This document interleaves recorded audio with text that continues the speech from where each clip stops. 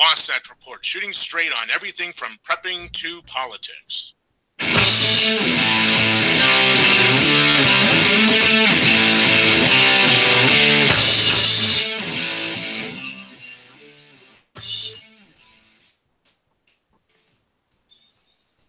Well, good morning, everybody, and welcome to the Wasatch Report. I am Suzanne Sherman. I'll be your host for the next hour. Jeff Johnson is in our virtual studio. He is producing the show. He will be chiming in. Joining me also is Boyd Craven, who was with us for the PrepperCon event and our shindig with shenanigans over at my compound this weekend. We'll be talking about, both events. You've tuned into the Cerberus Radio Network, where we do our best to defend liberty and freedom from the flames of tyranny. We're back after a little hiatus. Jeff had his show this morning, The Paradigm Shift.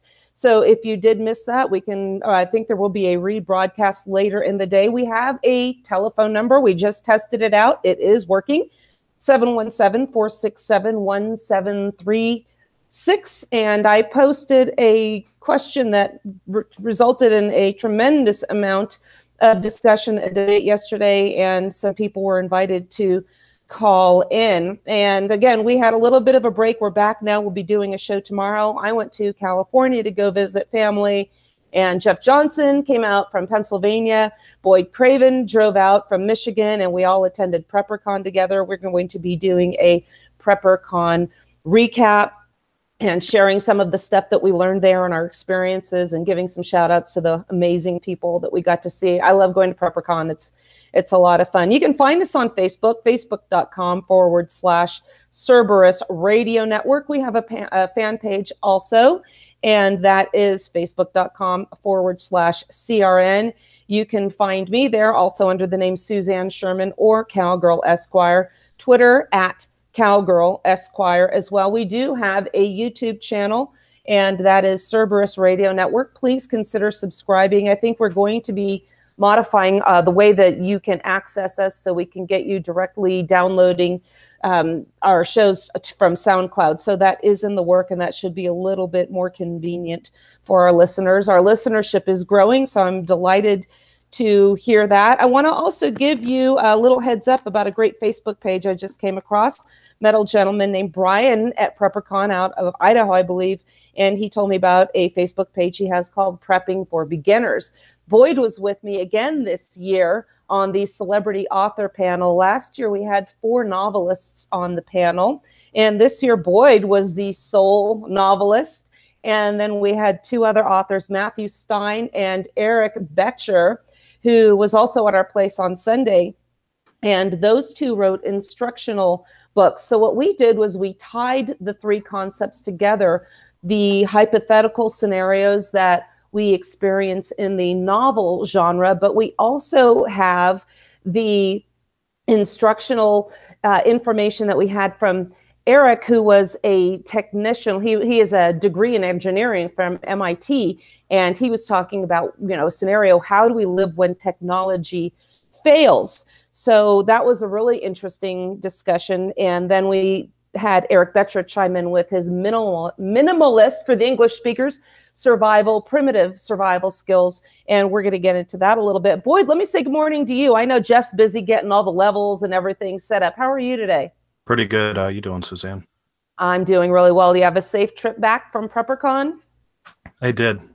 It took me about a day and a half, 2 days, roughly.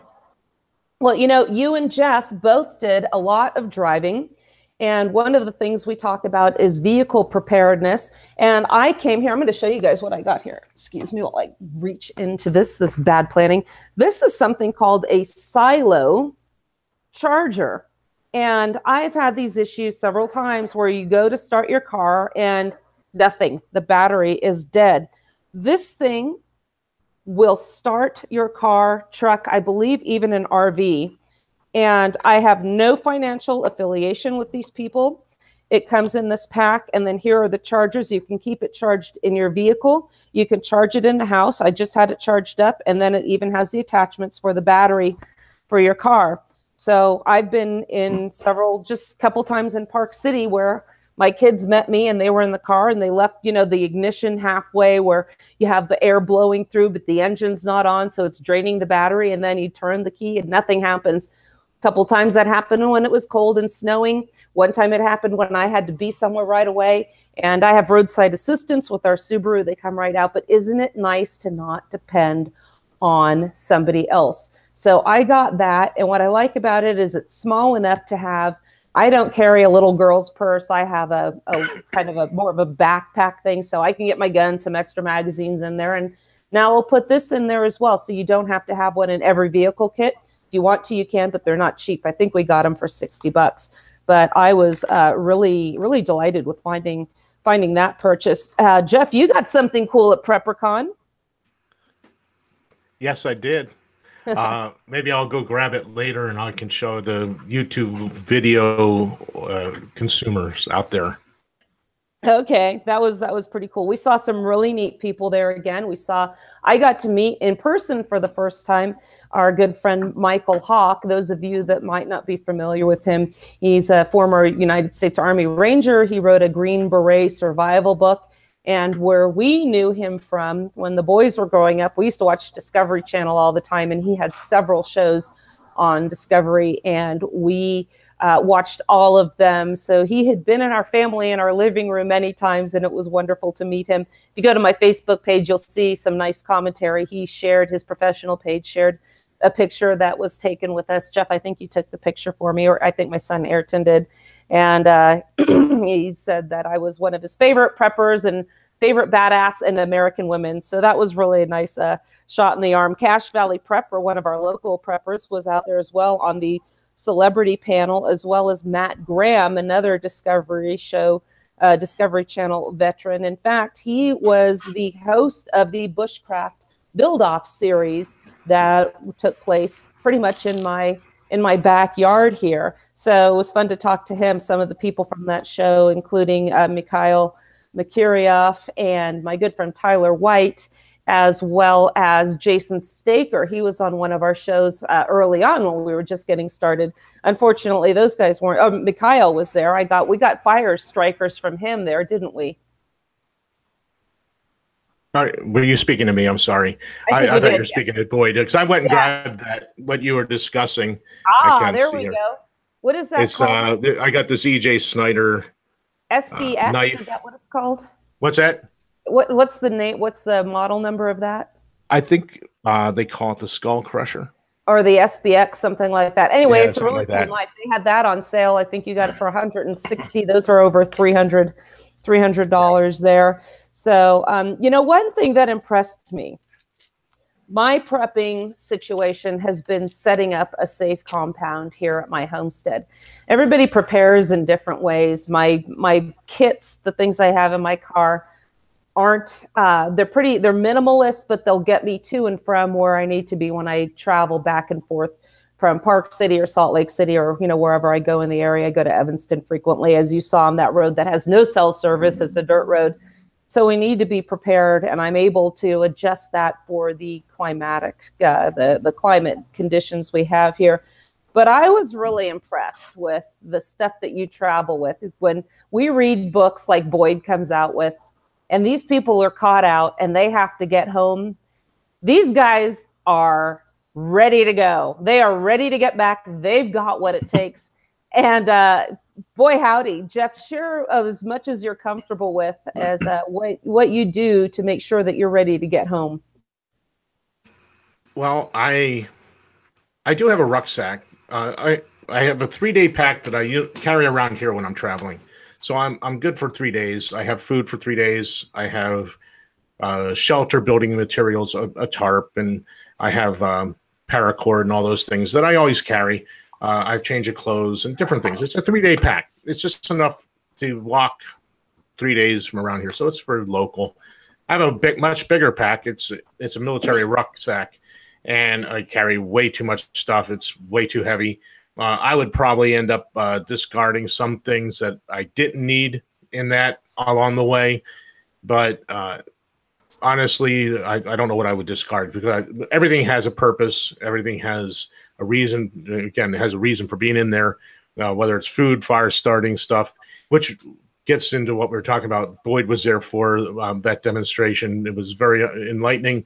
I learned something, and I want to practice it now that I'm home. So everything in there has a purpose. I also carry a firearm to make sure I have security for getting home. So it's there's, like I said, on the rucksack, everything's just expanded because it's a much further distance. I wouldn't have enough to walked home from Utah in that pack.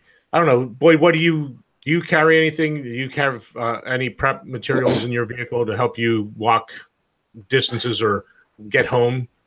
I've got the same kind of 3-day bag set up like you're talking about, as well as my pack of my keep me safe stuff. I no longer own any guns. There was this tragic boating accident, and all the ammo too, all gone. Same here. It's just a tragedy. And it's horrible, but yeah, I generally do that. But I lately I bring my own food for a lot of stuff because of the diet I'm on right now. So I think when I came out here, I had a week's worth of food packed in that little shoulder strap lunchbox deal. So between that and having extra medications, antibiotics if it should be needed, I mean, everyone's got first aid kit, extra socks, stuff like that. So I mean, that might be a little bit boring, but that and some reading material, because you get stuck at a hotel room during a storm or something. You don't want to be on the mountain passes when everyone's blasting by going 90 miles an hour. It's fun to not be bored. You know, the funny thing is, and there's a benefit with not only being a prepper, but hanging out with preppers. Sunday, when I think we had about 16 people over here. Boyd was here, Jeff was here, a good friend Terry Harden was here, and Eric Betcher joined us as well. We'll get into some of the things that we reviewed with him, but my younger son got a really bad nosebleed, and I was wondering where this big container of Quick Clot came out of. Well, my son came running back, covered in blood, with his arms holding his face. Boyd had no idea what was going on, but boy, howdy, that bag of Quick Clot was right out there ready. And this is what I try and tell people. Being a prepper doesn't mean that you are awaiting, for some people eagerly, the apocalypse or some big collapse. You can use this in a daily situation. Have some Quick Clot. How many people in their vehicles don't have that? What's the most likely thing you're going to need in a vehicle in an accident? You can have lacerations. Do you really need to wait till somebody arrives? Where I am, help is farther away than people might expect. You know, one of the other things too, we were talking about with Eric when he was here. Again, Eric Betcher is a primitive survivalist, minimalist survivalist, and he works a lot with nature and what's around him. Just a quick aside, some of the stuff that's around us will happen upon trash, upon garbage. So if you're out in the forest and you see, for instance, a plastic shopping bag, he showed us, and Jeff and I were doing this, and Boyd was there too, of using it to do a couple things, make cordage. And it's this really, I'm showing how we twist and then turn it over on its side the other way. My fingers were cramping up. And he says, you really need to work those fine motor muscles and get used to doing that, because you're not going to be able to when you have to. You might think, well, I'll never have to. I just have paracord. Again, you never know. Then he used it. He took one of these same bags and actually made fishing wire with this stuff. So that was, I found pretty cool too. And by the way, you know, if you ever had to restrain somebody out in the woods or were in a situation like that, you have the means by which to do that. To protect yourself or some of your stuff. You know, Boyd, in our panel, we also had a discussion about the legal aspects, for instance, of protecting yourself and your property that you will rely on to keep you alive. So one of the things that I let the audience know is, look, what we have right now, when we're under a system of civility and law, when law is in effect, the use of lethal force, as I have said many times, is justified when we have a fear, an immediate and imminent fear of serious bodily injury or death to oneself or others. That fear is subject to a reasonable person test, meaning would a reasonable person under same or similar circumstances feel that they were subject to such a threat? What this means is you cannot use lethal force to protect your property. But what if you are caught out either in the woods or you're in your home, you have a compound like mine, somebody drives back to an area where my critical supplies are, my food, my water, maybe my fuel, my firewood. And you know, if they take that, you're not going to be able to survive ultimately. Well, that is still your property, but now the area of justification is going to change a little bit. At what point do you decide, well, I'm not going to let them take that because they're just going to come back for more? Jeff, you and I, when you were here, watched that movie. It was on National Geographic. And I tell people that are new to this whole preparedness experience to watch the movie American Blackout. And the scenario is there is a, I believe, 10-day grid down situation on this continental landmass. We know our power grid is vulnerable to attack both from EMP or hacking. And hey, Jeff, can you post a link on our page for the show? I've got somebody saying, I'm trying to find the link. No link on the website. Maybe you can post it on my page. If people can't find it, yeah. So anyway, maybe post it again on that discussion we had yesterday with the firearms, because we're going to be talking about that. So anyway, we were talking about protecting our the things that we have, and we need to think about how the laws are going to change. And this is something that you have to have a plan ahead of time. If you're not comfortable using lethal force to defend yourself, what you need to do is come up with a means by which nobody else can find it or access it. And this was a scenario that we came across in the movie American Blackout. So again, going back to the power grid, we know it's vulnerable.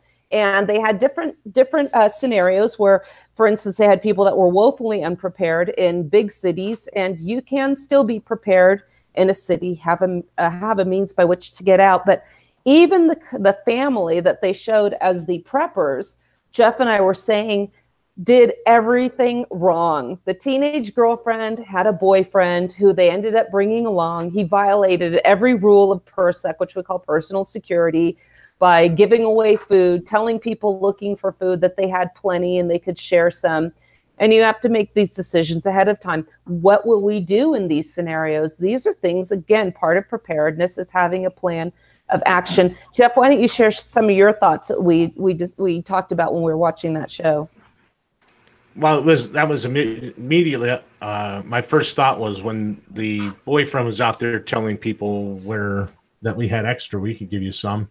I was like, that was he just defeated everything. They have no security now. Everyone's coming there to find their food, and there was just a lot of interesting things in that show. Boyd, have you ever seen the that show, the American Blackout? Is that what it was, Suzanne? That's the one we're talking about. Jeff, did we post a YouTube link for the show this morning? No, I did not. We need to do that. I just posted the link to the show. They can go right to Radio Co. It's right on there. It's right on Cerberus, right on our page. I was busy doing that. If you want to talk to Boyd about that while I'm doing this, I can stop. Okay, and then tag me because people are asking me about it. So, Boyd, did you ever see that movie, American Blackout? I haven't, but it sounds like the boyfriend should have been the first one leaving the compound. Yeah, exactly. And I wouldn't bring one anyway, and unless you again have had that conversation ahead of time with people. But one of the things I also wanted to talk about when Eric Betcher was here, not only were we working on primitive fires, I was working on a bow drill. He left one for me to practice with. By the way, somebody else who showed up, I had invited her before on Facebook. We've been friends for a while, is Shannon Culpa. If you don't watch Naked and Afraid, she was on there twice.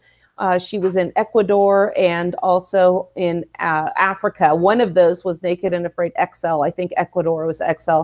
And the difference is XL, I think, is 40 or 41 days, and the original one is 20 days, 21 days. And she killed it both times. She's absolutely amazing. She's a local. I want to give her a shout out because she has a business. She owns a construction company focusing on masonry, and it is called A Girl Who Rocks.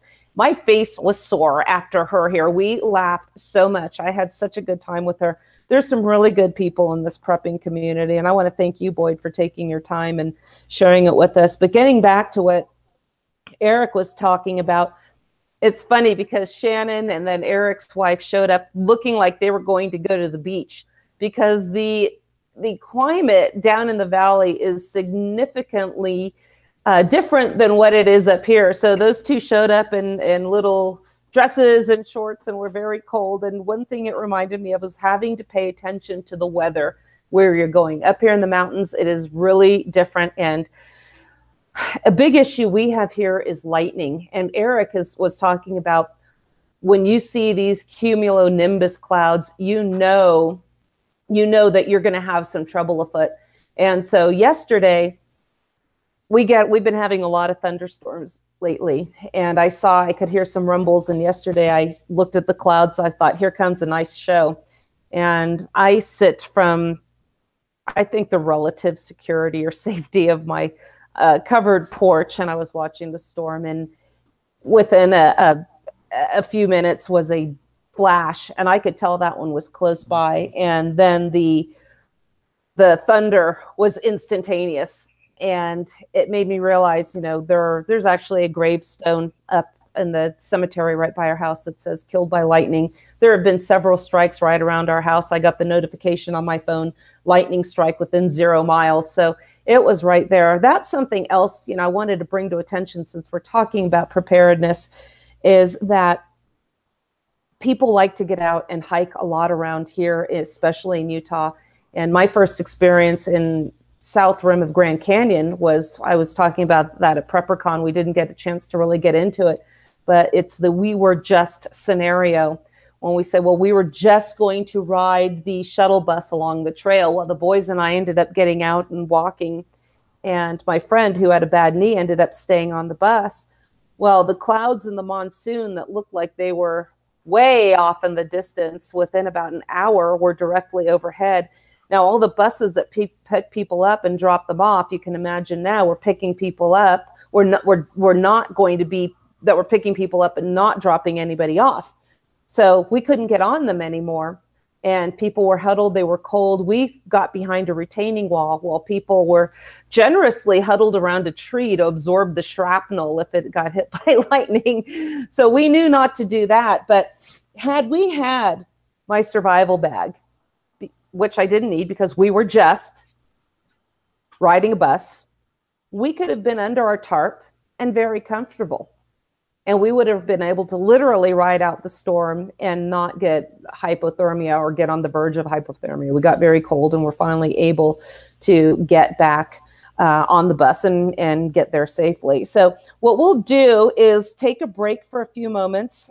Jeff, if you're ready to queue up a break, what we're going to do is address, when I was out of town, we had another shooting, another school shooting in Texas. USA Today praised the shooter for not using the lethal weapons like an AR-15.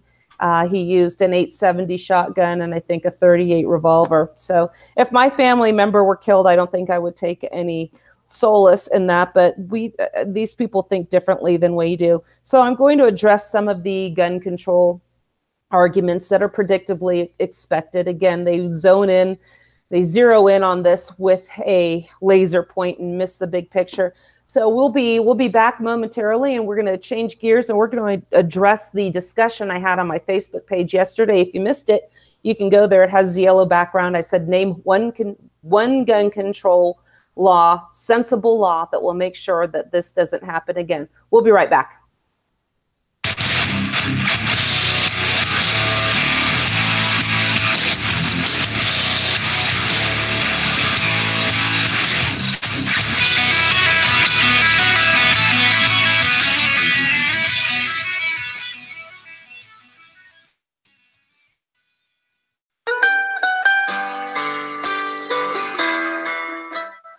Looking for a new custom camo dress or scarf?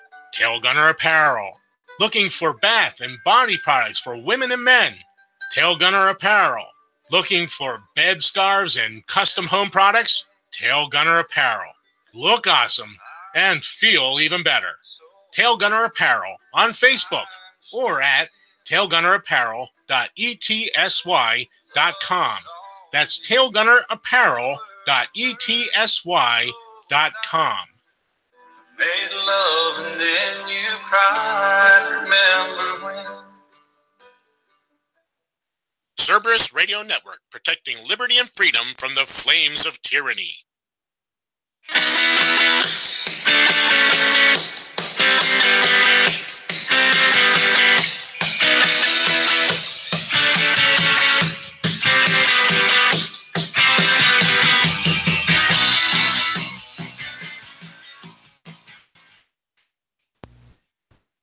All right, everybody, welcome back to the Wasatch Report. I am your host, Suzanne Sherman. Boy, howdy, I just barely got in under the wire warming up my coffee. That was a quick break, Mr. Producer. Once again, this is the Cerberus Radio Network. I hope those that have been looking for our link have been able to find it now. I want to thank Boyd Craven, my good friend and author. We didn't get the chance to talk about his books while we were here, but he has a really good book. It was the first one that Jeff and I both used to get started in our post-APOC genre enjoyment here in these novels. And he has a book called Good Fences. And I have to say, I really enjoyed it. And it sets up the scenario where we have a homesteader that has a ranch. He's very well prepared. And due to urban sprawl, a gated community, a planned community has moved right up to his adjoining property. And the issues presented, and this should be something that people consider when you are prepared and you encounter people who are not, what do you do when they want to rely on you and now they become a burden that you haven't anticipated? And your first priority, as you know, is your own survival and that of your family. So again, these are things to think about ahead of time. Do you put some preps aside for people? If you do you surrender some of your operational security, known as OPSEC in the prepper community? Or do you barter? Again, there are some OPSEC risks involved in that. But as I said before, we're going to turn our attention this morning now to the issue of the shooting in Texas. We had another school shooting, and as expected, the media and the left-wing Marxists all want to focus again on gun control. There's no discussion, I'm going to get into this either today or tomorrow, on the psychotropic drugs that these kids are on. There's no discussion of what is wrong with our society that's making kids do this. There's no discussion on the true facts that we actually have fewer school shootings today than we did in the 1990s. And again, there is talk of bringing back the gun confiscation. They're talking about the plan in Australia. And here's another one, that there's a Democratic congressman in California proposing outlawing military-style semi-automatic assault weapons and forcing existing owners to sell their weapons or face prosecution. This is a major departure from prior gun control rallies that typically exempt existing firearms. This was out of NBC News, an article. I'll post this a little later. And Representative Eric Swalwell, he's a Democrat from California, argued Thursday last week that prior proposals to ban assault weapons would leave millions of assault weapons in our communities for decades to come. One of the things California has done is made it illegal to pass those on to your children. So if you have one in the family and you want to leave it or gift it to somebody else, that you can't do that. He proposes the government should offer up to $1,000 for every weapon covered by a new ban, estimating it would take $15 million to buy back roughly 15 million weapons, and criminally prosecute those who choose to defy the buyback by keeping their weapons. And here's the interesting thing in California when it comes to these so-called assault rifles. They came up with the compromise, and in fact, manufacturers make special California compliant, I hate calling them assault weapons. We know there aren't, but anyway, we'll use that term for the purposes of this discussion. And they have something called the bullet button, meaning you have to use an external tool to put in the firearm to release the magazine. You can't just put a certain button. You can't just push a button and have a quick magazine release. What does that mean? What does that mean? It means that, for instance, I used to, before the boating accident where I lost all my guns, I had an AK.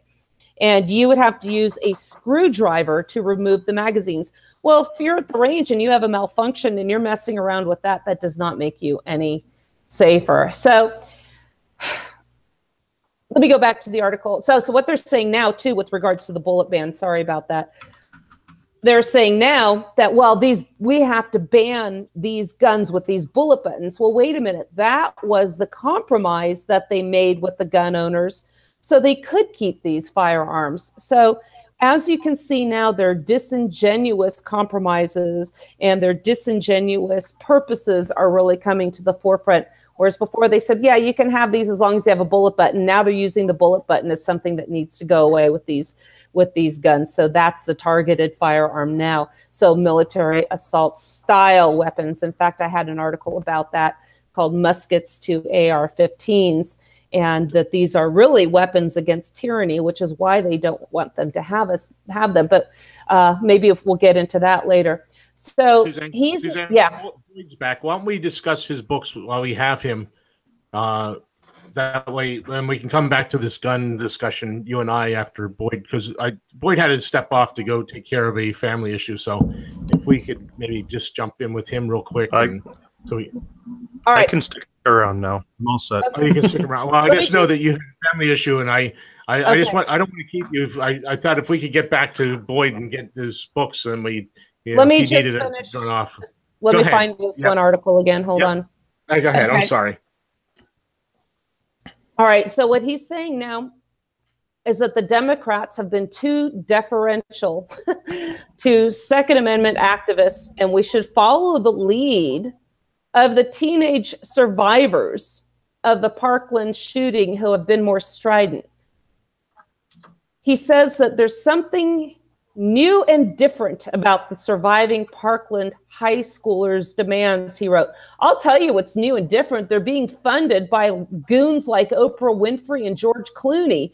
And you know George Soros and the left is behind this movement. Tell me that these people that are eating Tide Pods and snorting condoms are all of a sudden, this generation, capable of galvanizing and organizing a massive organized support. For instance, we had the Baltimore mayor, I think the city of Baltimore spent $100,000 busing these kids to Washington, D.C. They're the useful idiots being used as pawns in the Marxist march towards ultimate goal of gun confiscation. That's what's new and different. We got a couple loudmouths, I'm not even going to give their names, one of whom admitted to relentlessly bullying the shooter at Parkland. But nobody's talking about that because she's a member of a prohibited class called LGBTQ-LMNOP who can do no wrong. So clearly, we have to focus again on gun control. So he also writes, Salwell, they dismiss the moral equivalence. And I want, as I read this, I want you to consider what other issue we discuss here. This argument really is appropriate for that issue as opposed to gun control. The California Democrats saying they dismiss the moral equivalence we've made far too long regarding the Second Amendment. I've been guilty of it myself, telling constituents and reporters that we can protect the Second Amendment and protect lives. Here's the one that really gets me. He writes, the right to live is supreme over any other. Well, explain to me, sir, how when I go to California to visit my parents, I can drive down San Antonio Street, San Antonio Boulevard, and I can see a nail salon right next to a Planned Parenthood. Tell me how important, how that life is supreme, and why you have these on a corner right where everybody's living or having it at all. California is one of the biggest defenders of the murder of human babies. And here they are using an argument that would really justify the abolition movement but they're trying to use it to put forth their Marxist agenda, ultimately gun confiscation.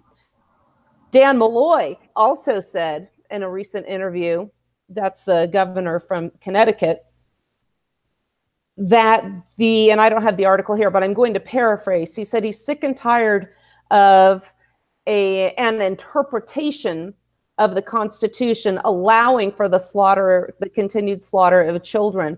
Well, I submit to you that constitutional interpretation leading to the continuous slaughter of children is Roe versus Wade, not the Second Amendment. 60 million dead babies. Gun owners are pikers compared to our government. And to blame these shootings, often committed by families of leftists, let's be honest, that's the truth. Often these kids are on psychotropic drugs.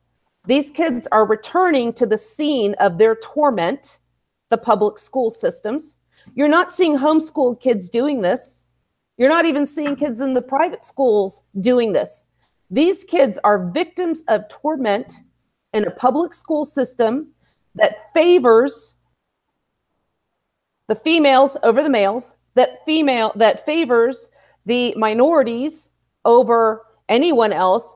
Above all that, you have the members of the LGBTQ LMNOP and any other Marxist element being elevated above anybody else. And then you have these white males that are being tormented. And guess where they go back? And then cause this carnage. They could go anywhere. But instead of examining what is wrong with the schools, we're going to use these and celebrate these events. And that's exactly what they're doing to continue to take the firearms away. Now, have you looked into the numbers of gun deaths? I'm asking a loaded question. I know the answer. You said loaded question. I actually have an article I want to find here. Why don't you go ahead with that? Because I know there are fewer gun deaths now, particularly in the schools, than there were in the 1990s, when coincidentally we had an assault weapons ban. Remember, under the Clinton administration, that had a sunset clause, and it did expire. And I think in 35 years, we've actually had 5 incidences or 5 deaths caused by assault weapons by kids between 18 and 20. Go ahead. Now, the FBI crime statistics are a little bit misleading because they lump suicide into with violence. With death from guns. So you take 33,000 and you take 2/3 of that right off the bat away. You've got 11,000 deaths, murder basically at that point. Considering our population of 360, 390 million people, that's actually not as horrible as they make it out to be. And then to further dial that in, the so-called assault styled weapons make up less than 1% of all guns used in a crime. They're not going after pistols because pistols represent the biggest majority of all guns used in violent crime and murder. They're not going to go after pistols first. What they're going to do is they're going to do this just like how they kind of outlawed smoking and changed a whole generation. First thing you couldn't do is you couldn't smoke in the bar. You had to go and, outside. Then they banned it from restaurants. Then you can't be anywhere near the building. You have to be on the sidewalk. Now you can't smoke in the sidewalk because that's a public place. And gradually what they've done is there's a new generation of people now that have never smoked. It's completely changed in my lifetime. They're going to do the same thing with guns. They're going to start with the bump stocks. They're going to go next for magazine capacity. Even though, I've got an old Marlin 22 that has, it held, I think, 22 or 23 rounds in a tubular magazine. The thing is ancient, but is that going to be an assault weapon now? I don't know. But they're incrementally chipping away and using events like these shootings to start the agenda and start the ball rolling. And the kids in Parkland were not afraid to say what their ultimate agenda was. They want to take all the guns away. Not all the guns away. All the guns away from everyone except for the government. The government and the police. I mean, anybody in the government, what's interesting is they are so upset with Donald Trump being president right now. They want to hand his because let's face it, if they could get a gun confiscation on a, pardon my French, national level tomorrow, they would wholeheartedly support it and turn over all the guns, the monopoly of guns, to the very entity that they hate, Donald Trump. They call him Hitler, but they want Hitler to have all the guns. This just goes to show that their rhetoric, their religion, is really gun control. The progressive Marxist movement supersedes anything else, including law, including logic. The Australian law banned and confiscated guns. It wasn't a voluntary project, and they always cheer on what Australia did, but they never tell people this was absolutely mandatory. And this representative out of California is talking about something along the same lines, where we have a buyback. It's going to not be for the full value of your gun, obviously, but you're allowed to maintain your freedom if you sell it for below market value. The government price will call that. And that is really the goal, to disarm the populace. And what I said in my argument, in my article, Muskets to AR-15, Weapons of War, Enemies of Tyranny, you can find that at the 10th Amendment Center. People are capitulating when they defend their right to own an AR-15. Well, no one's saying that we should have military weapons on the street. Well, I tell you what, I am, because that was the purpose of the Second Amendment, to restrict the general government from regulating firearms at all, because the founding generation clearly understood that these weapons must be on a par with that of a standing army. Otherwise, a standing army loyal to this new government, just like the army was loyal to the crown in England, could be used to defeat any form of insurrection or disruption of their power. And conservatives have capitulated that point. And we need to get back on track and understand we are so okay with the government not only outgunning us, but now we're arguing further common sense gun control, because we are willing to surrender our liberty under the auspices of our safety. And this is what the kids are being taught in the schools. And we really need to fight back on this. So this is what Swalwell said. Australia got it right. Even Barack Obama cited Australia's success in curbing gun violence as an inspiration. So again, they just recently had a mass shooting in Australia because they recognized they couldn't take the guns away from everybody. We need these guns. They need them on their ranches. People out here in the mountains, they need them for the wildlife. You know, police, any kind of assistance that we might need is a long way away.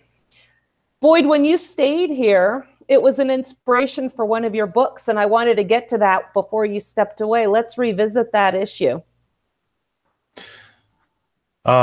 First Sight is an urban fantasy book that I wrote and based out of Colville.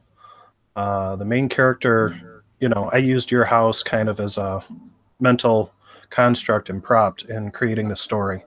And my main character actually built his house up on the mountainside.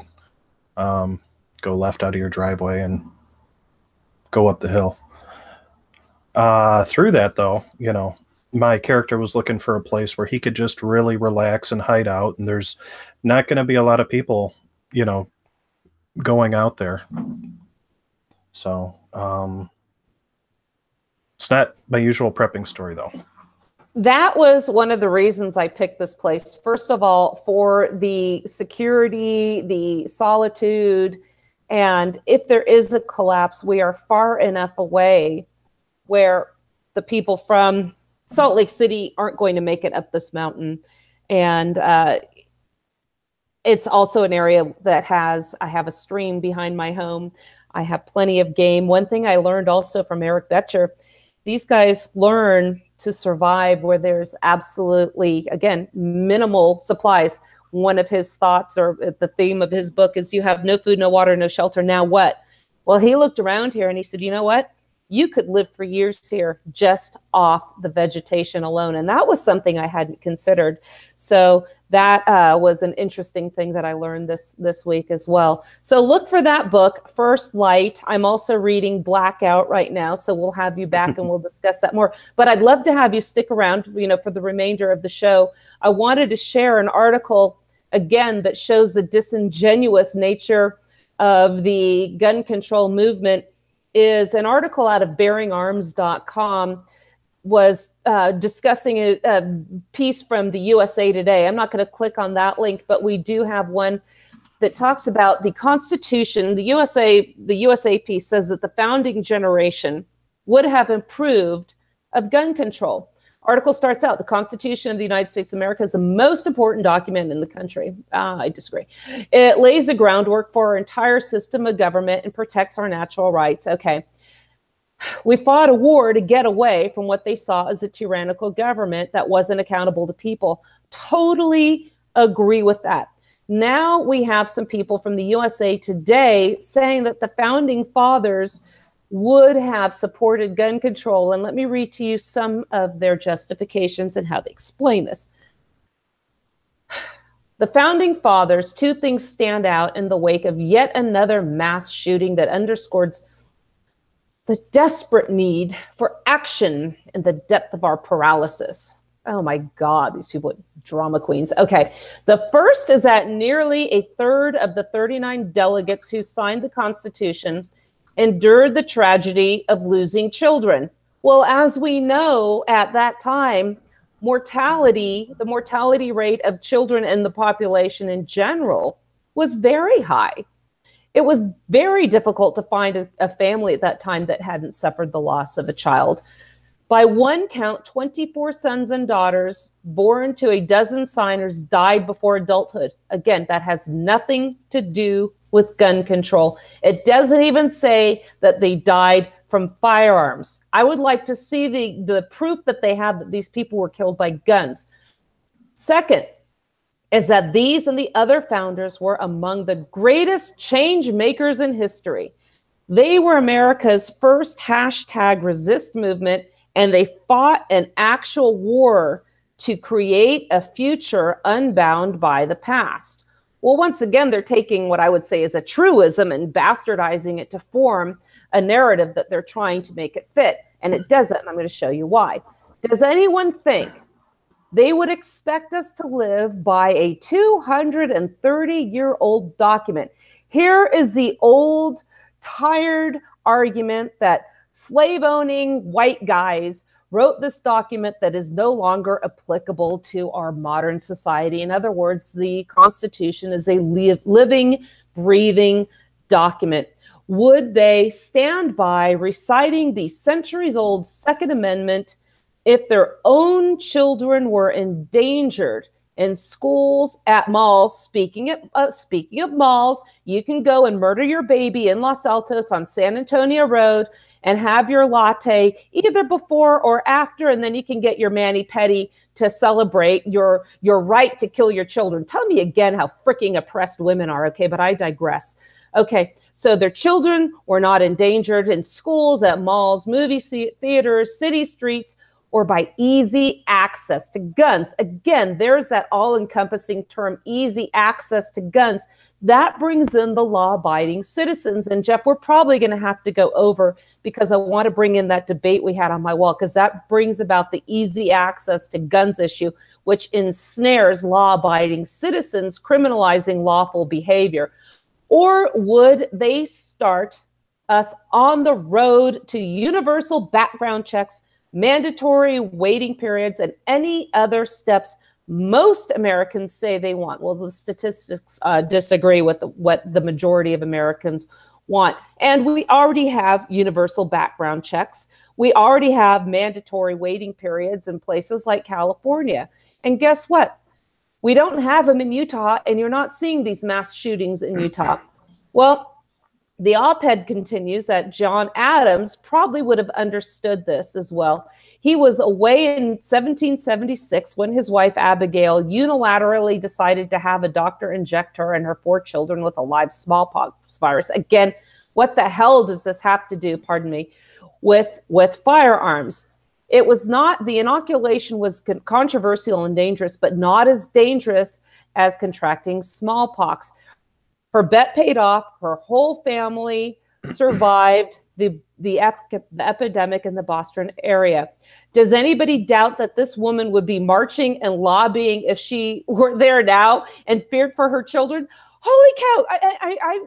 Reading this article, reading not the Bearing Arms article, but the rhetoric of this writer of USA Today, I have to say, is like beating yourself in the face with a hammer. It feels so damn good when you stop.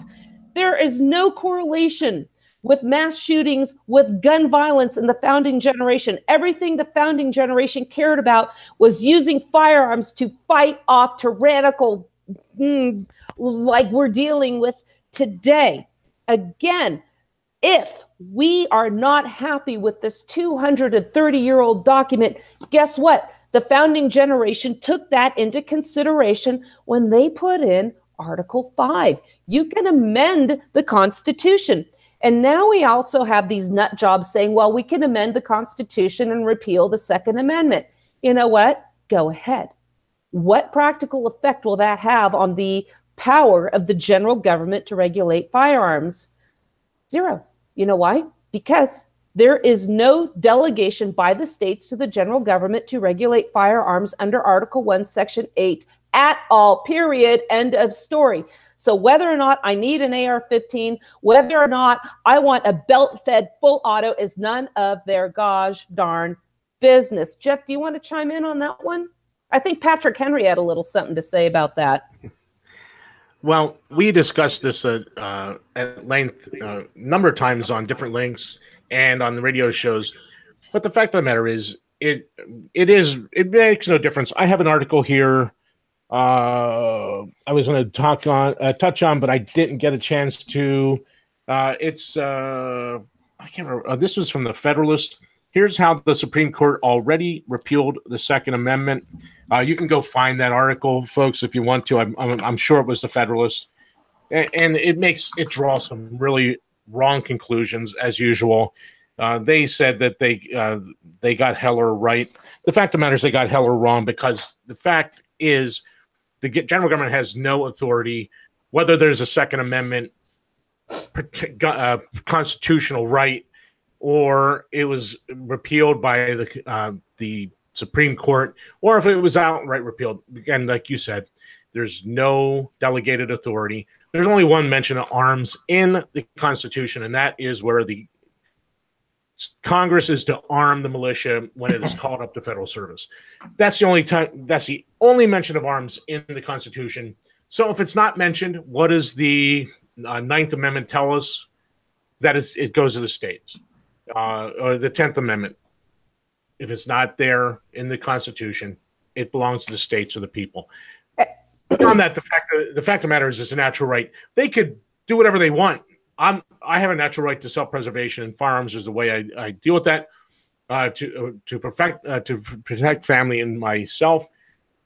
So whether they pass laws or not, it doesn't affect it, because they have no authority over natural rights at all.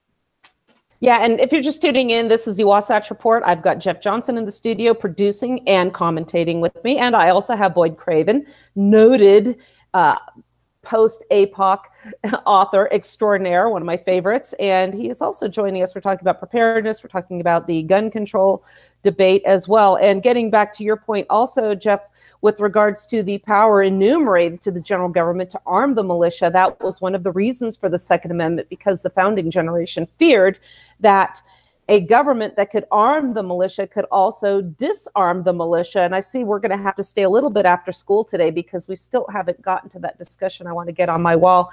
And we're going to get to that. Yesterday, on my Facebook wall, I posted the following query. And let me scroll up, because boy, howdy, this thing took on a life of its own.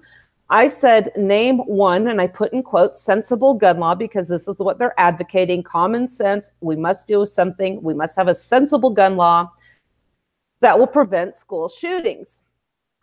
And this thing went on and on forever. So I'm just going to go through some of these. I don't like to just sit and read Facebook commentary, but to me, this is almost like viewer or listener mail. And I want people to have a chance to chime in, because a lot of people do comment or listen to the show also at their own leisure, because many of them listen when they get off work or that sort of thing whenever it's convenient for them. That is kind of the benefit of doing this online. Dave Benner, good friend that wrote the 14th Amendment and the Incorporation Doctrine, as well as the Compact of the Union, said, stand your ground laws.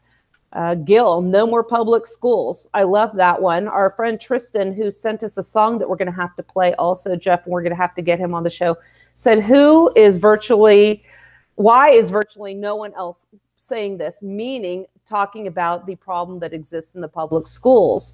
Let's see. How about we have our leaders that enforce the 23,000 different federal, state, and local ones on the books? This is what I love, too, is when somebody says, I support the Second Amendment, we need to enforce the gun laws we already have, meaning the unconstitutional gun laws. And I'm going to call Trump out on that, because that's exactly what he said. And then what did he go and do? Sign more gun control laws in the omnibus bill. So let's see what else we have. Greg Matthews, our friend from Tennessee, said, nope, there isn't a single one. There's no such thing. Here's an interesting commentary. The town of Kennesaw, Georgia, requires that people own firearms. I am not in support of any laws requiring people to do anything like that. If you want to own a firearm, I certainly don't want to force somebody that is against them to own one against their will. That is not the proper role of government. As you said, Patrick Henry indicated that the proper role of government was to protect our liberties. So I'm not buying into that one.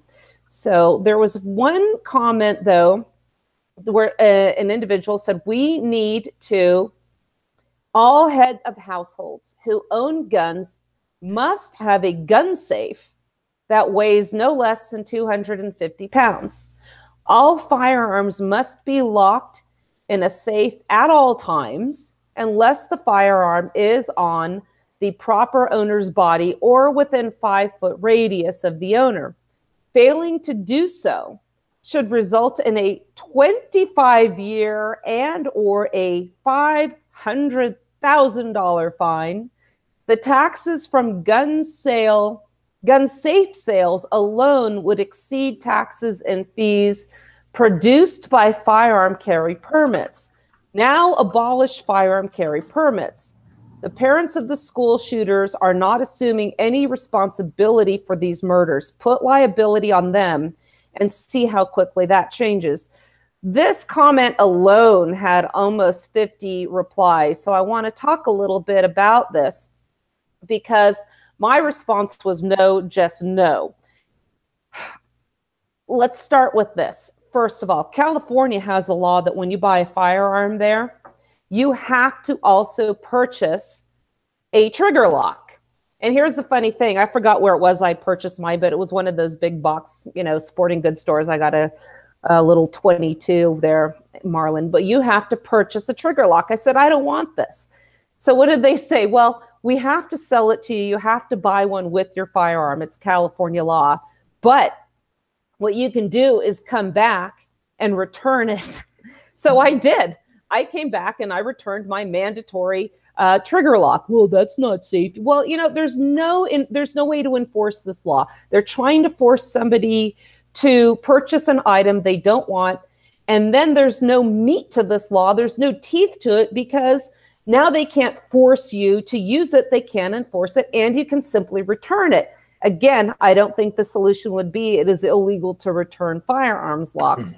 So let's talk about the issues of the safe. He said approved safes. Who's going to approve this safe? I see here some crony capitalism with a certain safe manufacturers getting into the pockets of politicians who are going to legislate that certain safes are going to be filling that requisite requirement. And let's see how much money went into their pockets as a result of, selecting those safe companies. How do you enforce these laws? Are you opening the door to inspections? We know if you have a concealed carry permit, you've gone to the Crown for permission. They know who you are. Are they going to use that permit or the DROS, dealer's record of sale, which I believe are kept for 7 years, to now go into your home and check to see if your firearms are stored properly? This is what they typically do. We want to focus on the behavior of the law-abiding citizens rather than cracking down on those that have broken the laws. And we see this time and time again.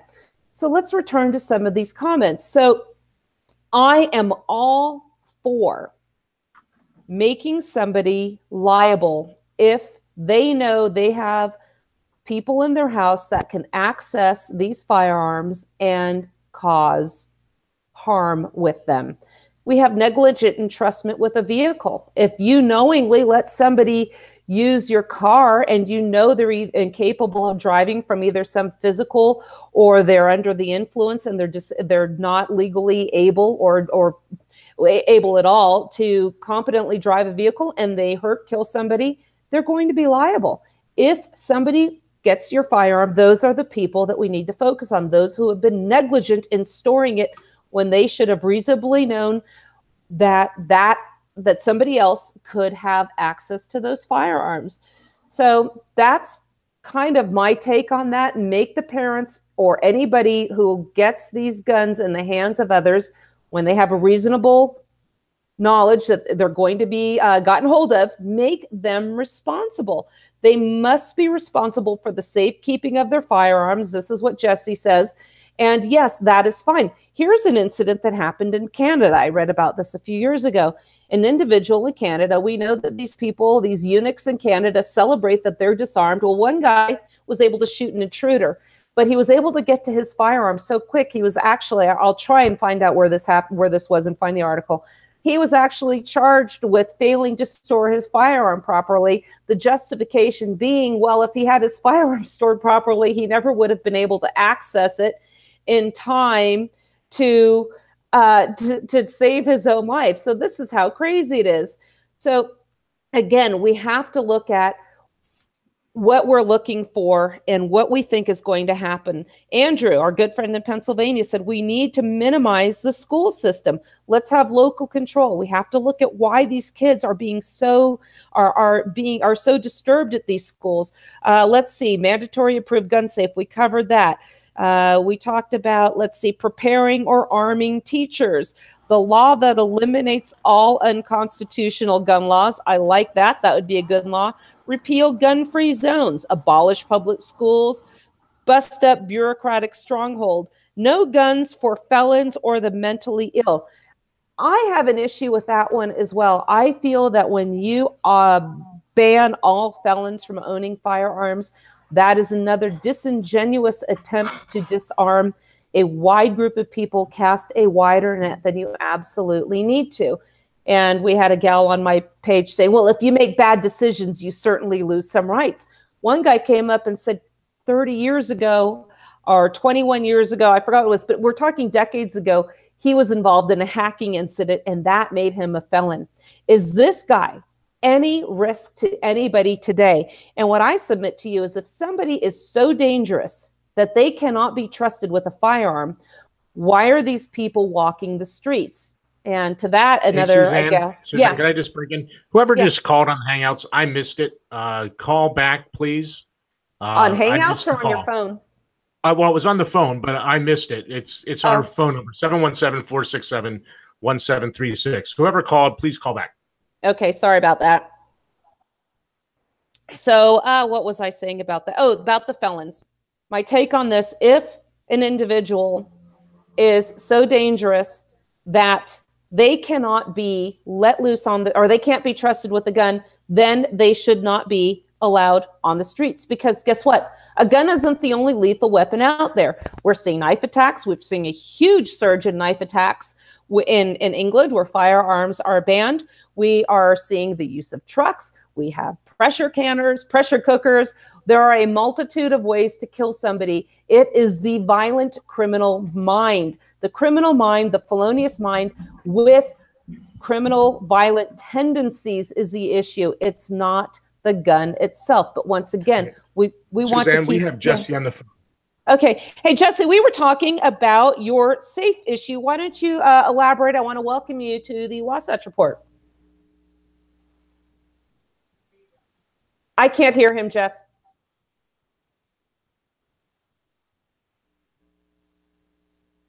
I can't hear the caller.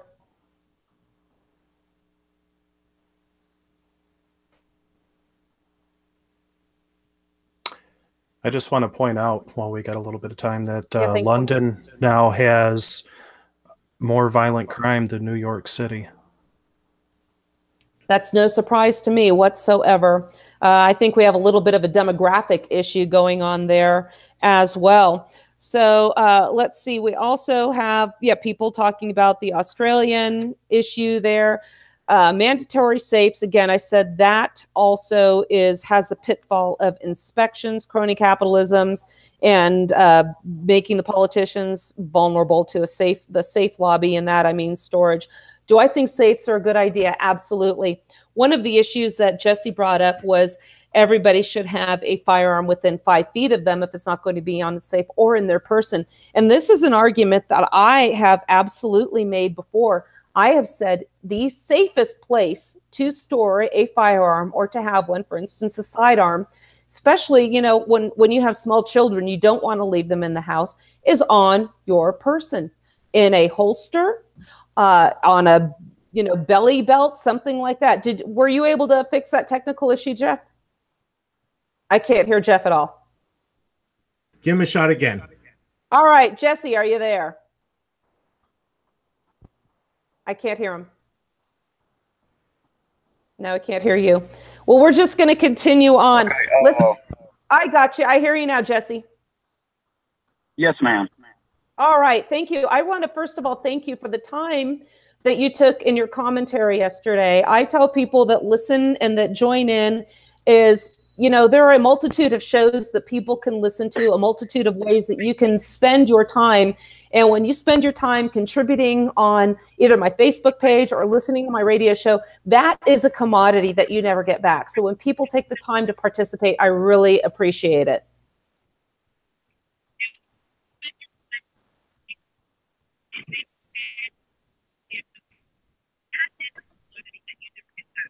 I think he's listening on the radio and not his phone, Jeff. I'm not hearing him back now.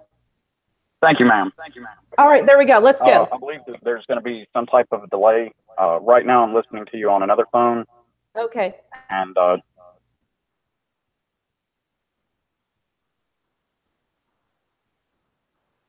can you hear her on the phone you're talking to her on?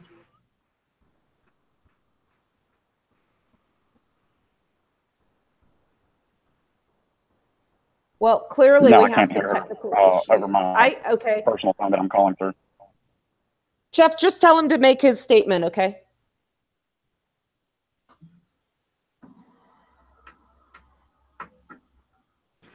Go ahead and just go get to your point, and we'll fix the technical difficulties another time here.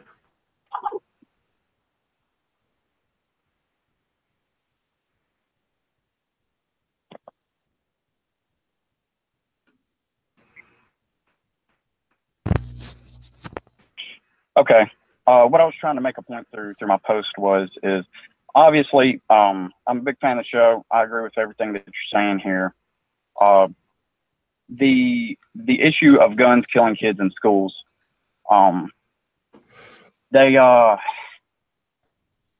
kids are always going to kill kids. People are always going to kill other people. The example that you made with cars, you can't keep your keys locked up and keep somebody from killing another person with a car. You're right. But what I'm trying to do here with the supposed gun safe law that I posted on Facebook was that I'm trying to get the issue of guns out of the hands of the liberals.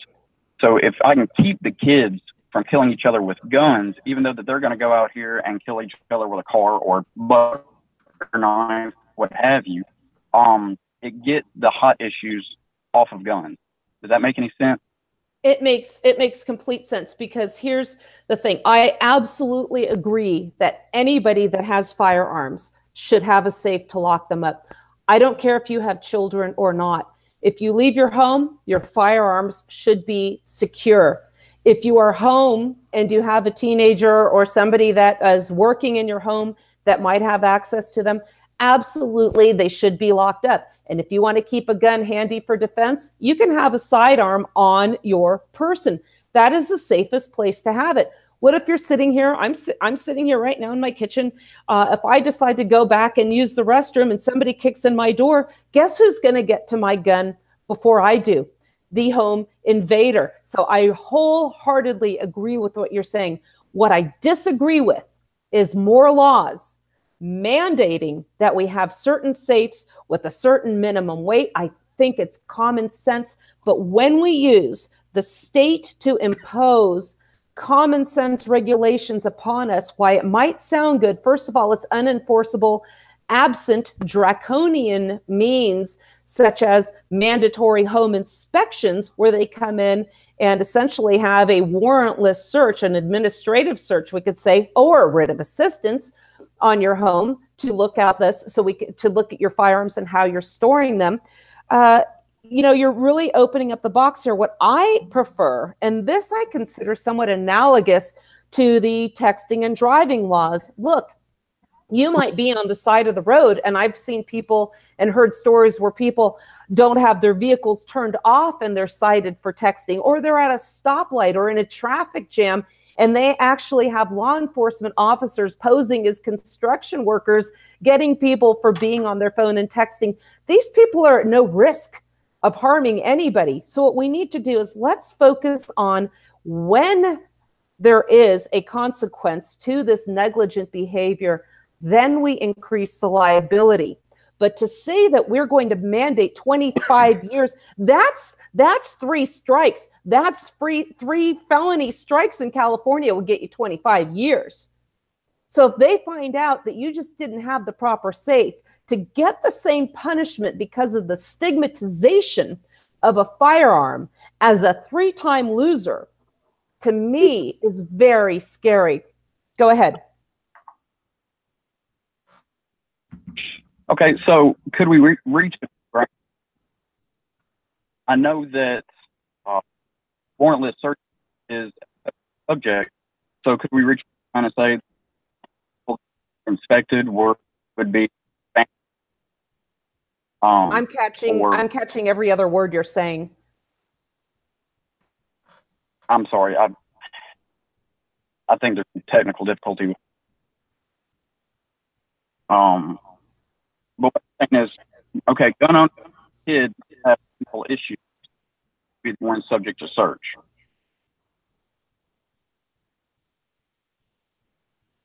I'm not hearing him, Jeff.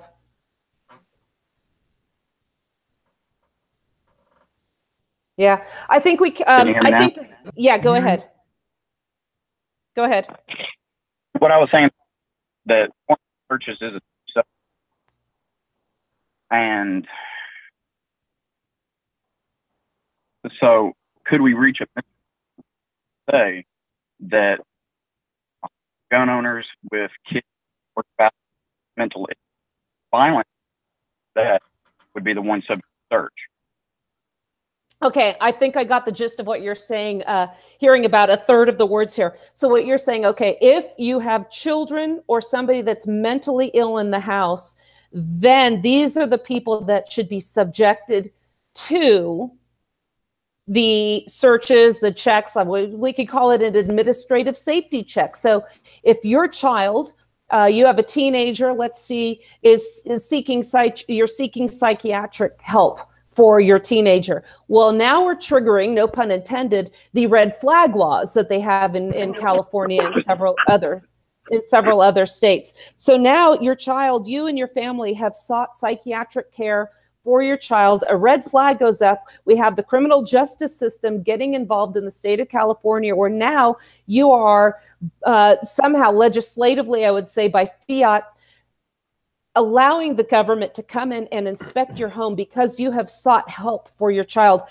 I'm thinking that's going to have a chilling effect on people seeking help. A lot of people are already avoiding help, veterans, for instance, because the VA is looking for mental PTSD issues to disarm them as well. So once again, if by virtue of giving birth, having a child, okay, now your wife's obstetrician gynecologist, because you've delivered a baby, is that going to trigger a red flag? Well, now they have a kid in the house, so we're going to go inspect them because we're going to cross-check. Everything's stored electronically. We're going to do a cross-check with the DOJ, see if they have any requests, any concealed carry permits, or we can do a cross-check in the DROS because we'll have that. That's still available for 7 years. So by virtue of seeking psychiatric help or by giving birth, you are now inviting the government into your home to make sure your guns are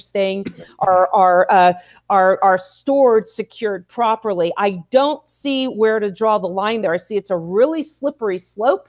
We're going to see, as we did with the felonies being banned from having firearms federally. We have the Lautenberg Amendment, another unconstitutional federal law that says anybody involved in domestic abuse, even retroactively, cannot own a firearm ever. That's an ex post facto law, also unconstitutional, notwithstanding the fact that the federal government had zero authority to regulate that in the first place. So I get it. I see the importance of making these guns not accessible to children. I think what we're disagreeing on is, and the mentally ill and the felons, I think what we're disagreeing on is the means by which we do it. And again, I have my issue with nonviolent felons being banned for life simply because many of these crimes are what we call malum prohibitum as opposed to malum per se, meaning a crime that is inherently evil, let's say rape, robbery, burglary, murder, something like that. Those are the people that is a crime that is evil in and of itself. But say somebody commits a nonviolent felony, like we had this guy that was doing hacking, that is not a danger to anybody when we talk about violence being banned forever. I don't think that's a good idea. And again, we have too many rapists, robbers, murderers out because they have supposedly done their time. They're not safe enough to be out. And if we would empty the prisons of the nonviolent felons, the people that have been growing plants, selling plants, using plants, we would have room for these truly evil people to be housed in the prisons. Right. I understand it's a slippery slope. Yeah. Well, let me, can I jump in here? Yeah, go ahead.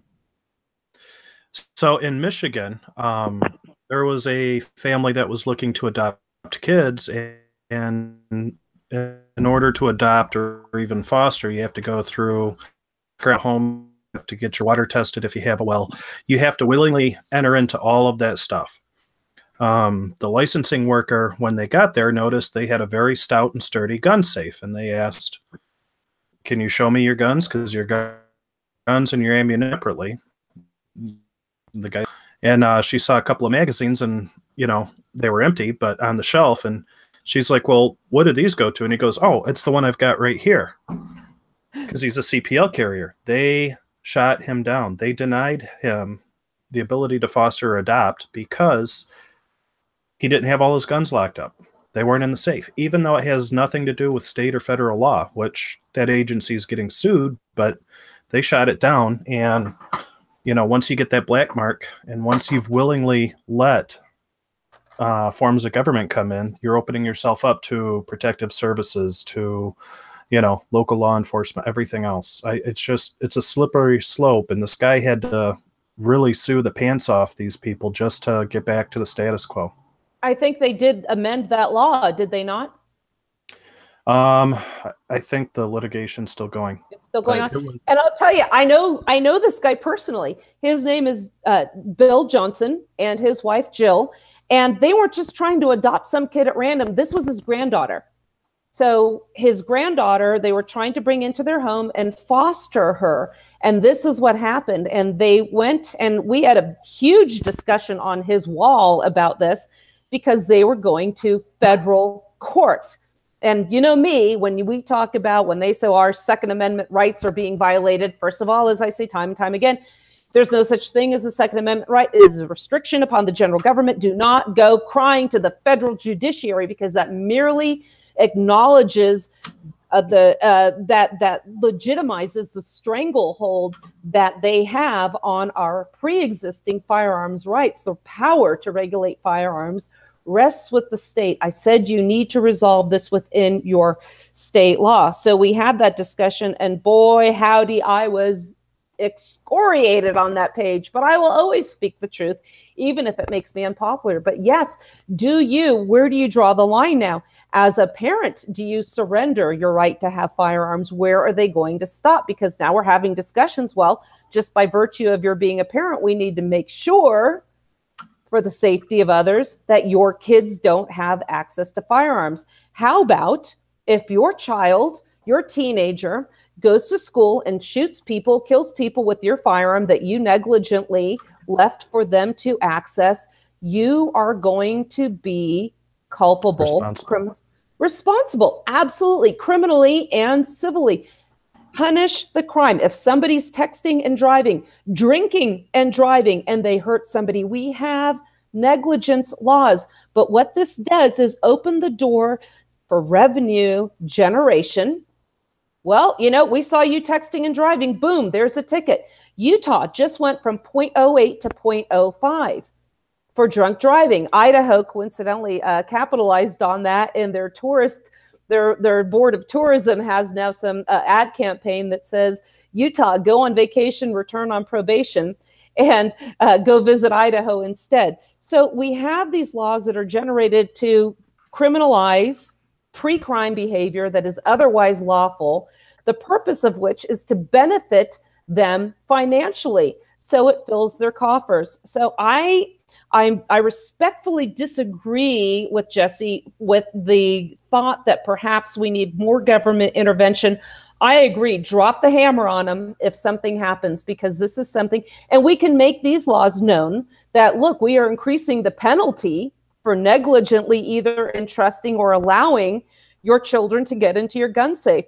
If you have something that they can use for home defense and you think your kid is stable, if I had guns, I would want to make sure that my boys, properly trained, would be able to defend themselves. We have a lot of wild animals here that are very dangerous. And if a person were to come here, when you live where it takes a long time for help to come, you are your own 911. I even had that talk with the local sheriffs out here. So I agree with what Jesse's saying about the parents being responsible, just not before something happens. I don't know if we're able to hear him or if he's still there, if he wanted to continue on with that thought. Yeah, I can agree with that. I definitely understand that it's a slippery slope, and we need to minimize government intervention, as much as possible. I hate hearing about these school shootings in the news and then hearing, oh, the poor parents. No, it's not the poor parents. They definitely had a hand in this as well. Maybe they didn't think the kid would do anything like this, but it definitely played a hand in negligence of the situation. Yes, and as Andrew's, there's no charges or retribution for the victim's family or anything like that when it comes to the parents of the shooter. Yeah, absolutely. And as Andrew Avery, our good friend in Pennsylvania, is accurately pointing out that when we drop the hammer on them, again, that is from federal laws, not state laws. As I say time and time again, the general government was delegated 3 and only 3 crimes to punish. That is piracy on the high seas, treason, and counterfeiting. None of these fall within it. So every time we have these mass shootings, we make it a, quote, pardon my French, national issue, and it isn't. These are state issues, and these are issues for the states to decide. But the politicians, especially the federal ones, love to capitalize on this, and it gets them a lot of attention. And we're clearly losing sight of what the focus should be. And here's an article I wanted to talk about. Factually, we have Brian McMaken, who's been on the show from Mises Wire, has an article out. It came out March 1st. And hey, what Jesse? they're saying, yeah.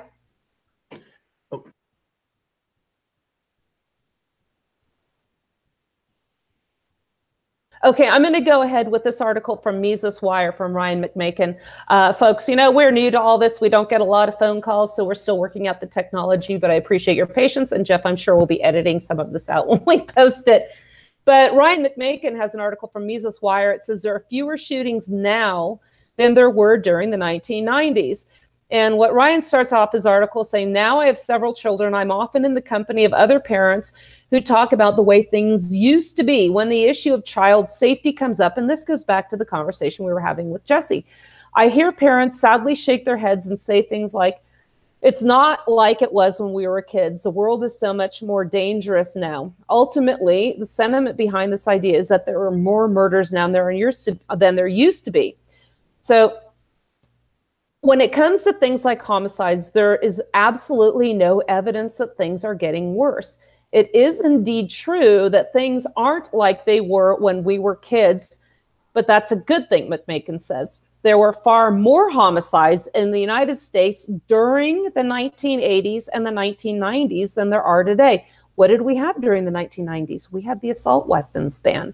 There were things that were even worse during the 1970s. The homicide rate in the US was cut in half between 1991 and 2014. If you watch the news, you will think that children are being gunned down on a daily basis. That's my contribution, not his.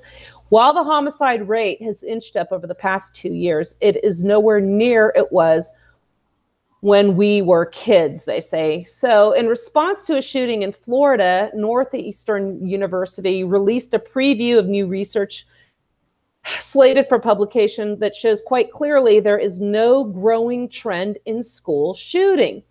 University notes mass school shootings are incredibly rare events.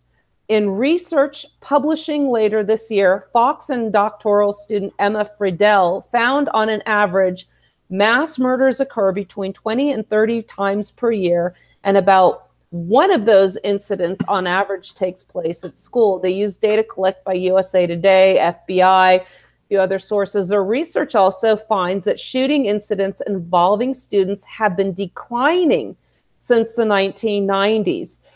4 times the number of children were killed in schools in the early 1990s than today. There is not an epidemic of school shootings. There are around 55 million school children in the United States, and on average, over the past 25 years, about 10 students per year were killed by gunfire at school, according to the research they cited in here. So the schools in the United States are safer today than at any time in recent memory.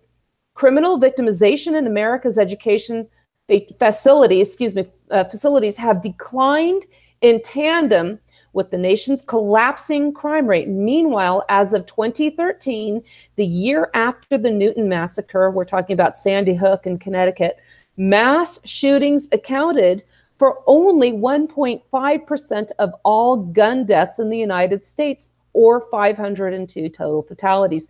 The thing to remember is these are extremely rare events. So if you focus on the news, again, you would think that this is an epidemic of gun violence.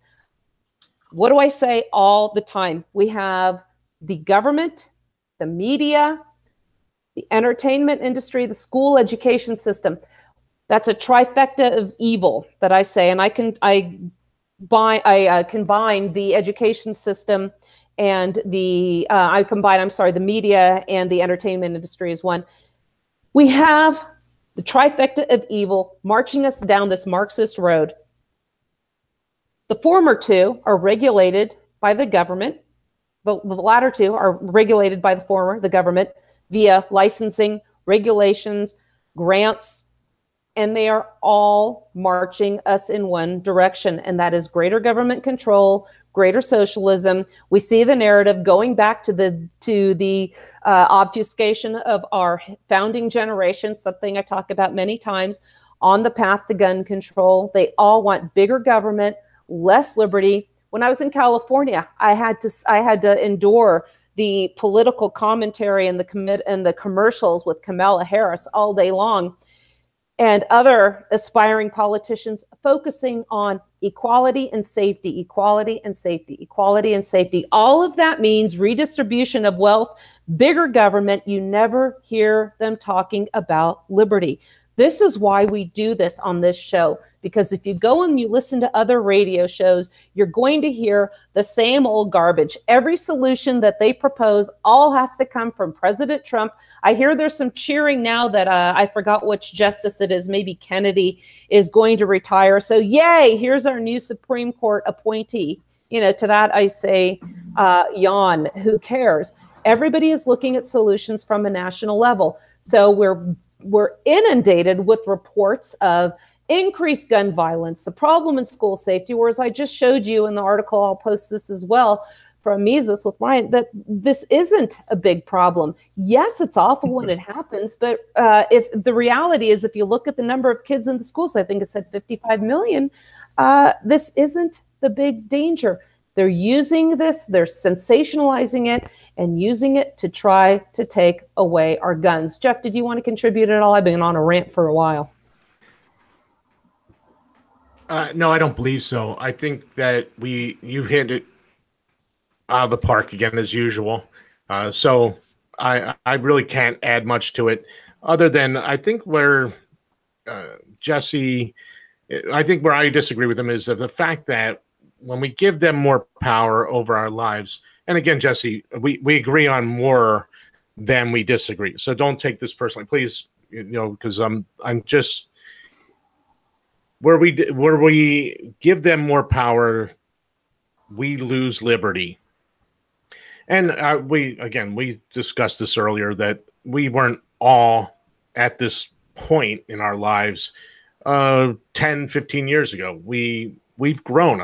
We've learned. We've read the founding fathers. We've read the framers' words, and we've gone on this journey towards liberty. And so where I fear this goes is that when we give them power to decide what is mental illness, where we give them power to decide how we do things, we lose liberty.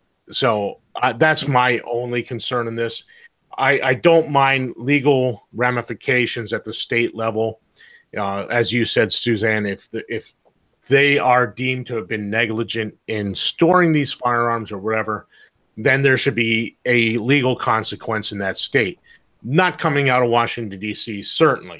And so exactly. That I think we can agree on. Punish behavior that actually results in harm.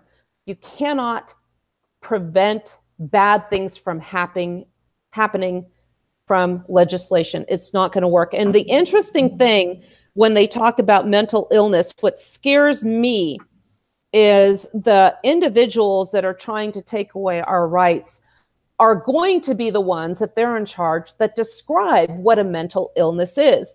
Now, after the Parkland school shooting, I was engaged on a political forum out here in Utah where a woman was calling for gun control in Utah. And the Utah legislators are actually engaging in this discussion, by the way. And I said, well, she goes, we have to save lives. I said, fantastic. Let's start with abortion, abolishing abortion. She says, don't change the subject. So what do you mean don't change the subject? You're just saying how you don't want kids to die. Let's stop killing them. Let's end abortion. Her response, you're insane. So these people, if you put them in charge, and it's a numbers game, it's a waiting game. By the way, they pander to the recipients of benefits in society. There are more recipients than there are providers.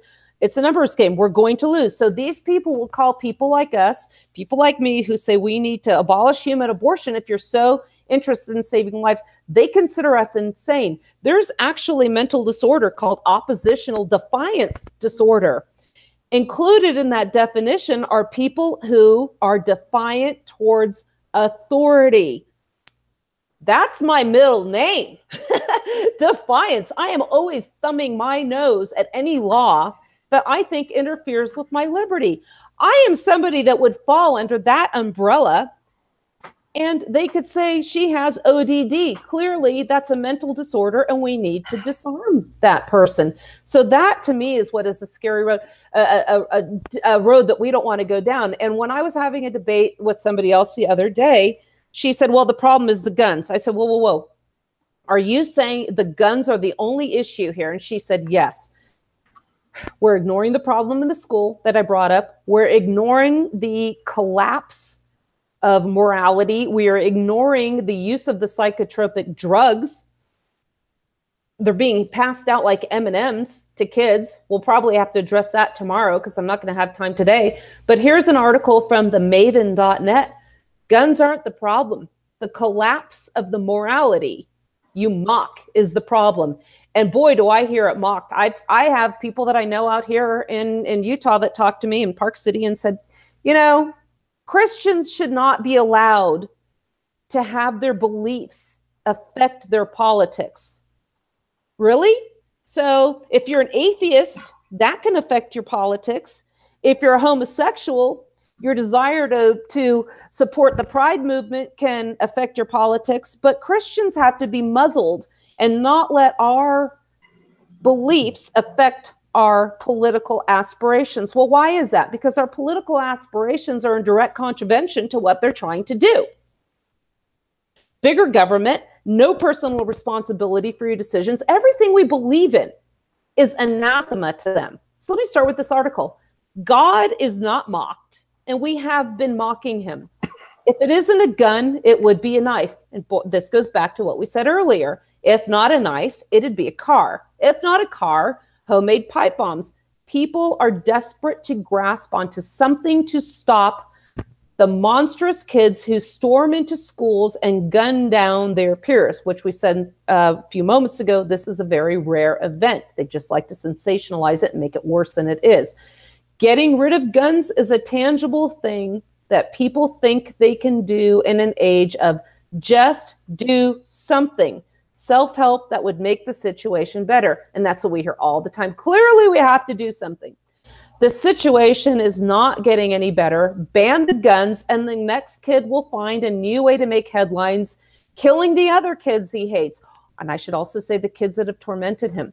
Pointing to other countries all you want with an exasperated angst that it doesn't happen here, and you'll just be noting that we are not them and our problems are not their problems. One problem, or our problem, is that you have been at war with God, and what we are seeing is a world where God has handed us over to ourselves. He has removed the protection he once offered, and now we get to see what happens when God turns his back. You may call it crazy if you are not a believer, but for those of you who are familiar with Romans 1, you are looking at it. And this is, and I also want to say that you don't have to be a believer in God to have a believer in morality. Our good friend Andrew is also as staunchly opposed to abortion as I am. And he is not, he is a secular, I beg your pardon. He says that himself. God is not mocked, and our society has been mocking him for some time, from the collapse of the family to a culture of death that champions abortions on demand, to growing hostility towards people of faith. I just gave several examples of that. To championing deviancy, while normalcy is defined as deviant. This is what's going on in the public school system. You look at them intentionally creating confusion about gender and teaching deviant forms of sexual behavior in the schools. Attacks on two-parent heterosexual nuclear households. We have a porn culture. Our society is rotten, and these things happen in rotting society. This has always been under the surface. Now it is boiling out because God has handed us over to ourselves. You can say other nations without God are better. You can say that. But in Britain, they have knifings on the street. Boyd, I think you just said Britain is officially more violent than the city of New York. We've determined that mothers and fathers are interchangeable or don't even matter. We've determined that sexual expression is the height of society. We have determined that humanity and personhood are severable. Frankly, even lax European cultures have less of a culture of death than we do. We stand almost alone in the West in liberal abortion policies. You people want government to ban guns because government is your God. Let me reference you to my article, Church of the National Government. These people worship government. That is their God. this really validates so much of the stuff I've been saying. You want government to just do something, anything, because you think government can solve the problem of brokenness. We are a broken culture, and our government just reflects that. You on the left have gotten increasingly angry because you assumed if you controlled government, you could steer culture in your direction. You thought you could stamp out injustice, inequality, and your self-styled phobias, but government cannot fix these problems because government is a reflection of the people. We are all sinners. So all you've done is put sinners in charge of government and given the idea that they can solve problems that they can't actually solve.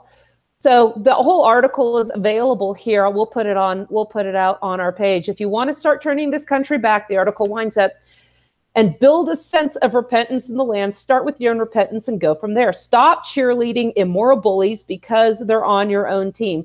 Stop trying to find political leaders to fight your fight instead of trusting the Almighty. And you on the other side, recognize that all Christians are hypocrites and sinners, and so are you.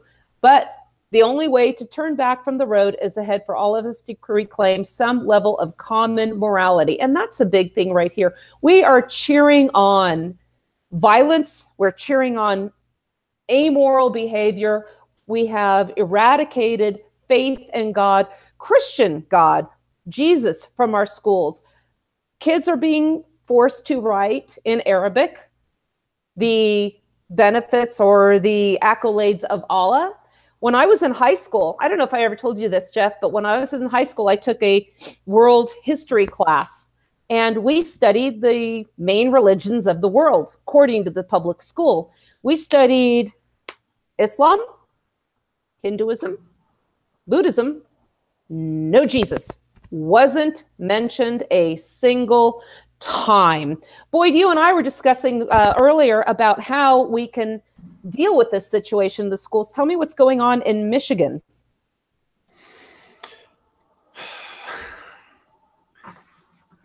Sorry, I didn't hear the whole part. Oh, about Michigan. You were saying that in Michigan, you have very little of this because of the difficulty of ingress and egress in the schools. We do.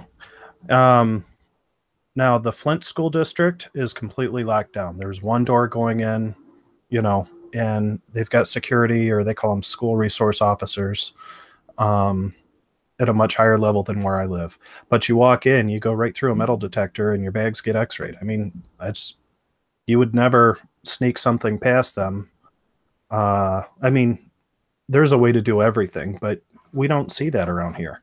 At my kids' school, they've got the cameras right there. You got to push one button and they buzz you in. You go in through the vestibule. It's completely glass. And you can't just go right in the school. You have to literally stop and go through the office at that point. And that's staffed as well. You've got the principal. You've got a school resource officer right there. There's one point in. So, I mean, at the elementary school, they're not, they don't have metal detectors and stuff like that, but it's not, you can't just walk in off campus like we've seen so much in Florida and Texas and across the country. It's just not, it's not feasible. And the sad thing I see is how much the schools have changed. I remember even when I remember when I first saw my school, when I was going to go to kindergarten back before electricity, there was in San Francisco where we lived, a juvenile detention center. And it was up on a hill. It was this ugly green institutional looking building. And my mom used to say, that's where the bad kids go. Come now, it is my turn to go to kindergarten. And I see my neighborhood school. And the first thing I thought was it looked just like where the bad kids go. I cried. But once I got there, I realized, looking back, we could come and go. It wasn't locked down. It was a really friendly neighborhood feel that we had to the school. And it was a neighborhood school. And this is what I think we need to get back to, is local communities, local districts being in charge of the curriculum. What's going on in the school? We have bureaucrats, in Washington, D.C., thanks to Common Core, No Child Left Behind, that are in charge of what's going on in the schools. And we also see a very left-leaning Marxist indoctrination of the children. And when we see this under the auspices of not bullying certain protected classes of students, other students are getting bullied. And now we're seeing the violence going into the schools. So what we need to do, first of all, is try and get this leftism out of the schools. And that's only going to happen because there are some fabulous teachers that I know, the overwhelming mentality of the educators is going to the leftist regime. Got to do what I call personal secession. Get your kids out of the public school system. It's supply and demand. Once they realize that what they're doing is harmful to families, and families are actually doing something about it, rather than saying, well, one of us has to work, we can't homeschool, or hey, we pay property taxes for this already. Well, gosh darn it, let's say you had to pay a property tax for a car that's going to break down on you, but everybody's going to get a car. Are you going to drive this car that is going to put your life at risk, or are you going to get a car that you can trust that actually works for you? So again, we're seeing an environment that is not really in the best interests of kids. I'm going to get more into that tomorrow because we have, I have an article here, 36 school shooters, school-related violence committed by those under the influence of psychiatric drugs. I want to refer you to an article I had with, or not an article, but a show we had with Dr. Marianne Block of the Block Center in California, or I'm sorry, in the Dallas-Fort Worth area, who reiterates, listen to that if you get a chance, that these kids are not tested for any medical disorders. They are passed out these psychotropic drugs for ADHD, like M&Ms. I'll address that more tomorrow. But you know, when you talk, Boyd, about how the schools are essentially locked down, they didn't look like prisons then. When I was in California, I drove past a school that said, we used to call these days minimum days. It was a half day so the teachers could do some of their meetings and administrative functions on the clock. This had an electronic billboard that said early release date. I'm a criminal defense attorney. That sounds to me like you're getting out of prison early. We've got this mentality where these kids are just conditioned to being and living in a police state for their own safety. When I went to high school, all the years I was in school, we could come and go as we want. There were multiple entry points on campus. It was very convenient for cutting class.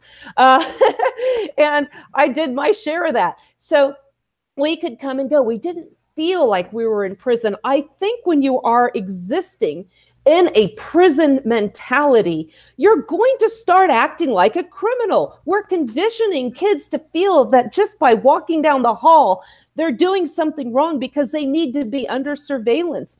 Are we not contributing to that mentality, that prison-like mentality, where they accept the surveillance, they accept the locked doors, RF, those ID chips to open and close doors where they can be tracked? I think there were some of these where the parents were getting emails if the students weren't there. So I think with a smaller school, community schools, I would love the idea of parents contributing and participating in these schools. Go back in time. That's really where I see the answers. But these bureaucrats, where the schools served to as a warehouse for kids, so the moms can be in the job market, generating revenue. We're tax chattel. And so we have job opportunities for endless bureaucrats and administrators. It's not about the children at all. So that being said, we'll wrap more of that up. Boyd, you have a new series coming out. Let's wrap up the show and talk a little bit about that. Okay. My new series is going to be called Outside the Fire. And I've just released Blackout in February. I'm getting a short little visitor here. Hi, are you happy now? Okay. You may not. All right, I'm going to turn my camera off for a second because he got free. So I've got a couple of different books coming out here in June. But one thing I wanted to mention when you were talking about schools and prisons, they also both serve as indoctrination centers. Yes. Both prisons and schools. And you're going to see, like you said, a lot of the same behaviors. And it's, unfortunately, in my opinion, by design. So. Yeah, absolutely. And who benefits from this false information? It's always It's always the government. We have expanded government. We have these kids wanting to embrace, again, these gun control laws, draconian laws, and that's nothing but more of the same on that. So, yeah, did you want to give some more details about your book at all? What the series is going to be about? I'll be able to tell more after my conference call with the publisher today. Okay, so fantastic. I was going to say, I can give very vague details, but I don't know what I'm obligated by contract to say or not say. Yeah, absolutely. Well, there's one article. Thank you. Go ahead, Jeff. I was going to ask, you have One Man's Opus. You have another one coming out on that too? Yeah. Book 3 is being wrapped up and edited. Well, I'm looking forward to that. Anything that has to do with someone's dog in prepping, it has to be a great book in my opinion, and they were. I've read 1 and 2. I'm waiting for your next one. I enjoyed that series very much. I'm waiting for Blackout, the continuation of that. Enjoyed that series. You know, Suzanne and I, we've talked about your books a number of times. And if anyone out there wants to start somewhere, you can get the whole series and start with Good Fences, and you can go through that entire series. But don't miss out on these ones because Blackout is very good. Waiting for that. And, you know, Suzanne, we talked about that. You talked about that in the authors forum about the implications of some of the ethics involved. So it is a very good book. So people, please read Boyd's books. Great hypotheticals. If you're new to prepping or wonder why maybe you should get into prepping, start with Good Fences. I love these books because if you don't think you need to prepare, they give you, while you're being entertained, like I said on the panel we had at PrepperCon, they entertain you and educate you at the same time. So by all means, start with these and then you'll be well on your way. And then we'll get Eric Betcher on here and we'll talk more about some of the ways you can be prepared and work your way out. You start at the home and work your way out. Jeff, an article came out today and I do want to touch on that. It just came out. I saw this and we're going to wrap it up in the last couple minutes of the show.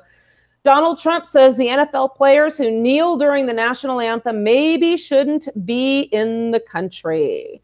You have to stand proudly for the national anthem, or you shouldn't be playing. You shouldn't be there. Maybe you shouldn't be in the country, he said.